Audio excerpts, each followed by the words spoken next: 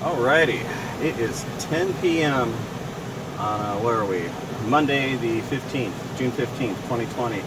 I am just now driving back from CHOP, or CHAZ, whichever one you know it as. And I have got some footage to share and some stories to tell I'm really excited about. Are you watching this video and you're from outside of Washington State? Are you watching this video and you've never been to Seattle before? Have you heard of Seattle? I want you to do something for me. I want you to think of the very first thing that comes to your head when you think of the city of Seattle. Have you got it? You got that picture right there in your head? All right. Whatever you're thinking, you're exactly right. I guarantee you. Whatever you're thinking, Seattle has at least one of those. It also has a bunch of things you'd never think it has. Seattle is a strange hodgepodge of both liberal and conservative, hardworking and less hardworking.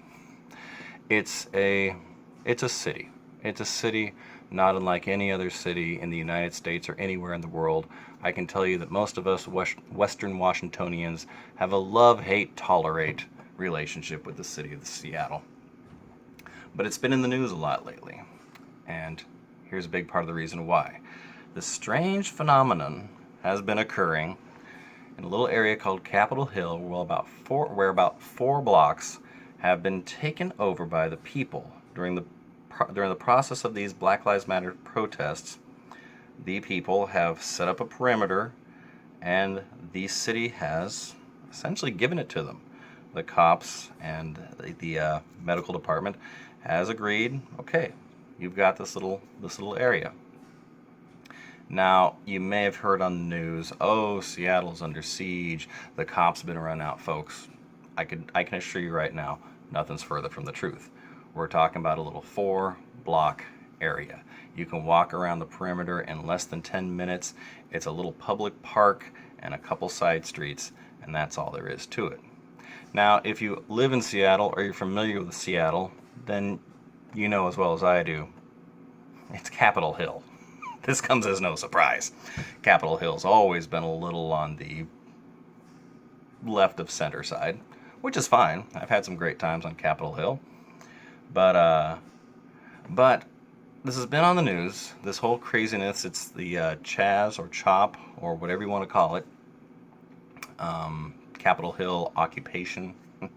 Either way, I went there this last Monday, June 15th, to see it for myself, once and for all, what's really going on there. What I wanted to do was get some footage and do a video akin to my previous Black Lives Matter and Seattle post-protests video that I just posted. However, I didn't get all the footage I wanted for a number of reasons that I'll get into as this video continues. So this is one of the entrances of CHAZ. Let's see, tons of graffiti. There's the tent city and the vegetable garden in there. Lots of outhouses. They got the priorities in the right place. Central Lutheran Church right here in the corner.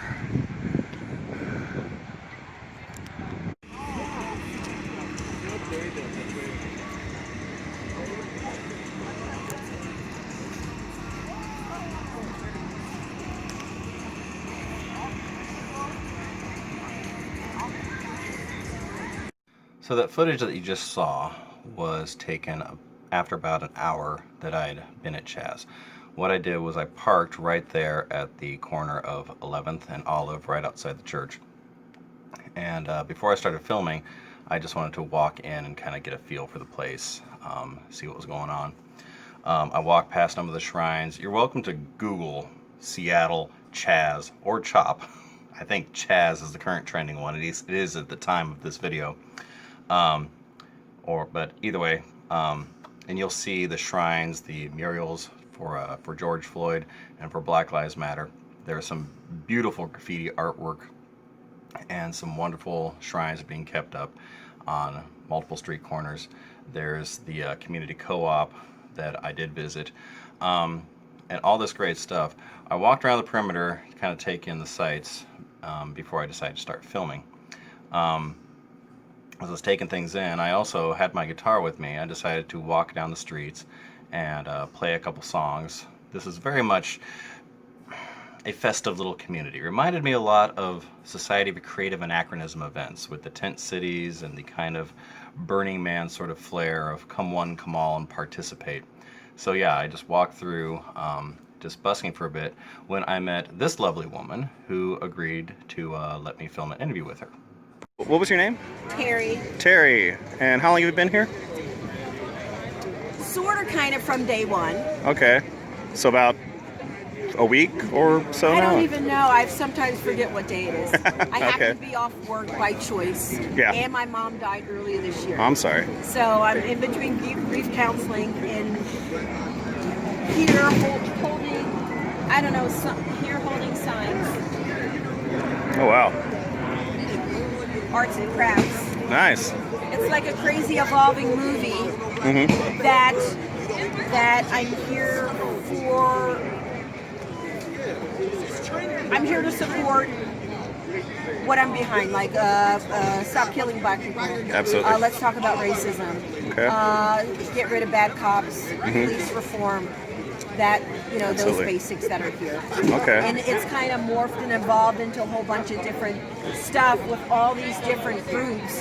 So I'd say if you come here in the morning and spend just about one day here to see all the changes, to see what people say and do, oh my goodness. Really? But the music when you walked up here, Thank you. no, we need to laugh and smile more. There's a lot of sometimes tension and anger here. Yeah. I've been here about 30 minutes, and I'd say it's inviting. Yeah. But there isn't anger. There's a palpable real. It's not a party. It's not a festivity. It's very much a sense of purpose that we're here to do something. Yeah, it's a weird hodgepodge of just a whole bunch of different groups, and there's not necessarily, I would say, not. Like, excuse me, can I have itinerary? Who's in charge here? Yeah.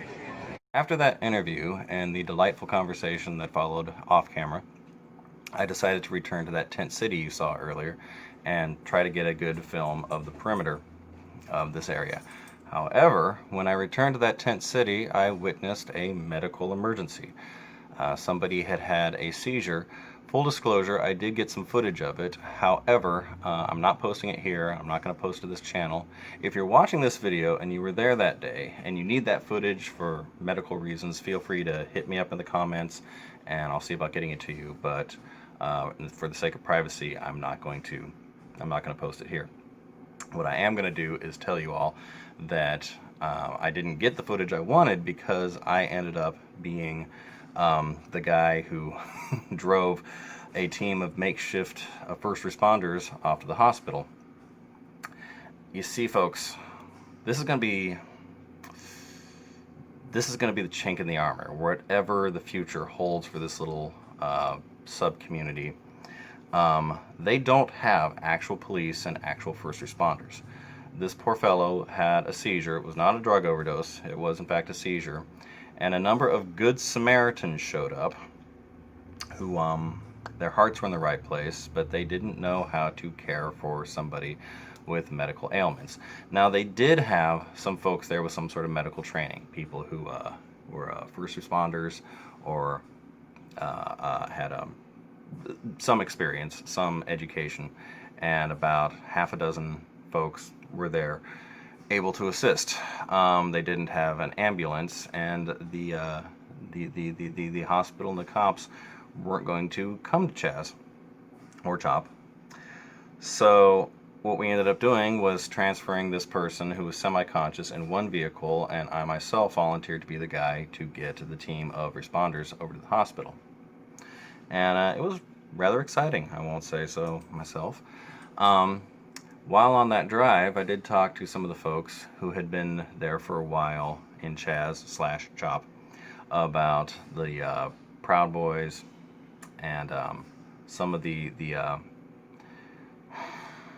threats, I guess you could say. We had some deep conversations. that, well, it was kind of intense, I won't lie.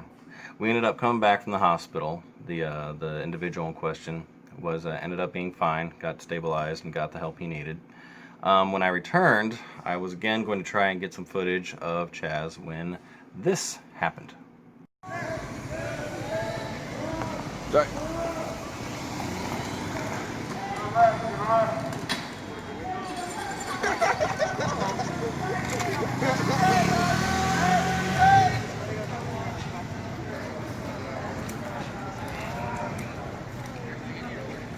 Wow.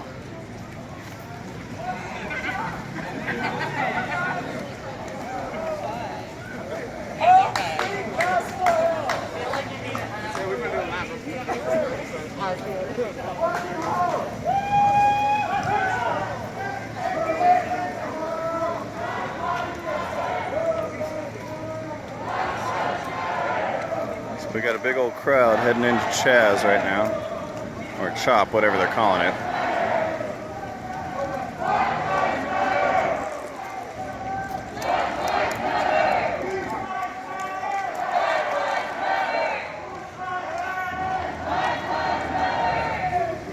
Shot of this, we got still cars on the road in this intersection.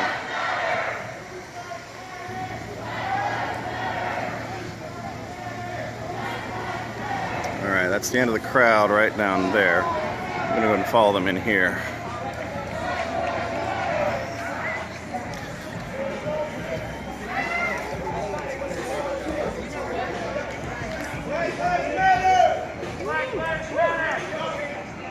Alright, this is where the crowd showed up. Right here at one of the entrances of CHOP. Use some scale. This is the park right to the left. Alright. Things got a little intense after that. Not violent or anything like that, but the energy definitely increased as a couple of hundred people came pouring in. Came in through the westmost entrance that you saw there in the video and began the chants and the more aggressive, assertive style of protesting. That was shortly before 10 o'clock. I had to work that night, so I had to leave Seattle by 10. And I saw a number of amazing things, but I want to leave you with this piece of footage. My mark right there. Just had some Karens yell at me for doing this. But I'm representing father's rights, because injustice to everybody is injustice to all. So what I said on that video was I had a couple Karens chastise me for spray painting that on the ground. Okay, let me give you some background here. I had some spray paint with me, and I decided to leave my mark. And as you've seen on this channel, I myself am a member of the Father's Rights movement. I'm not gonna elaborate on that right now. What I am gonna say is you're welcome to watch some of my previous videos about that subject. But a remarkable thing happened. First, before I talk about the remarkable thing, let's talk about race. Okay? If you're watching this and you're not from Seattle, you're not from Washington, heck, let's say you're not even from the United States, and you're hearing that there's all these race riots going on and that Black Lives Matter protests and stuff like that, that's part of it. But folks, all these protests I've been to have been a big mix of people. White, black, Asian, Hispanic, every shade, every size, every shape, every age. It's been a wonderful mixture of all sorts of people standing together to fight against injustice. This is not white America versus black America. This is people fighting against injustice. And that's really been quite wonderful. Both at the Black Lives Matter protest I attended and at CHAZ or CHOP, I saw a tremendous mix of people. And they were getting along. They were communicating, they were cooperating, they were listening, they were conversing, they were participating, and it's been really, that's been very wonderful. That's been very positive. That's been something really good to take from all this. Let's talk about racism. All right? So I decided to spray paint TFRM and then follow it up with Black Fathers Matter. All right. While I was spray painting that on this strip of land that had a number of pieces of graffiti art and poetry and things like that written, this tall, slender, white woman walked up to me and said with the utmost authority, "This area is reserved for black artists." Now, I was already halfway through. I'd made it to H of fathers by the time she came up and said this to me. And I shrugged it off and said, well, I'm not going to abandon this project. She went full Karen on me. She went, are you saying you represent black men? Are you saying you represent Hispanics? Are you saying you represent natives? This man right here is saying he represents ethnic minorities. This white man. While she was going off, a black graffiti artist walked up next to me and said, he's fine. Let him do his thing. While she was going off on me, a team of black men who were watching shouted, "Black fathers do matter." But this woman would not let up. A white man was spray painting some graffiti, a positive message for Black Lives Matter and the Fathers' Rights movement, and she would not stop. I'm mentioning that here because that's not reverse racism, that's racism. Even though it was a white woman to a white man, it was assumptions, it was flaunting authority she did not have in a society that is built on nobody having more authority over any others. And that's where a lot of these conflicts are coming from. Assumptions and predisposed prejudices. I'll save the rest of those thoughts for another video. In the meantime, I'm going to say this. If you visit CHAZ or CHOP, it is June 16th as I upload this video, 2020. I don't know how long this little commune is going to last, but I do know this. If you go, bring something. I brought a case of water and I donated it to the co-op, and they were very accepting of it. Go during the day, especially if you bring your pets or your kids. If you're worried about safety or anything like that, leave before nightfall. I'm not saying bad things happen at night. I am saying the one time I was there, the energy really amped up at night. I'm out of film time.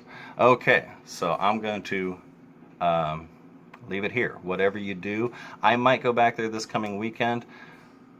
Stay safe, stay smart. We're all in this together. And let's get through this.